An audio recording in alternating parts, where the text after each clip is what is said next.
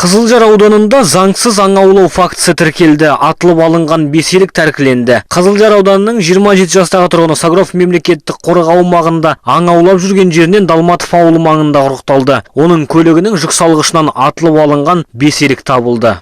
26 января 2016 года Полиция бөлімі Согров мемлекеттік қорық аумағында заңсыз аң аулау фактісі бойынша хабар келіп түсті. Оқиға орнына бірден жедел тергеу тобы шығып, сол маңнан беселікпен енді тергеу барысында бұл оқиғаның анық-қанығы анықталатын болады. Қазіргі таңда заңсыз аң аулаушылардың үстінен Қазақстан Республикасы қылмыстық кодексінің 337 бабы заңсыз аң аулау фактісі бойынша сотқа дейінгі тергеу амалдары басталып кетті. Қаскөй аңшы сот шешімімен 5 жылға дейін бас бостандығынан айырылуы немесе 5 мың айлық есептік көрсеткіш көлеміндегі айыппұл төлеуі мүмкін. В данный момент туши косуль направлены на экспертизу.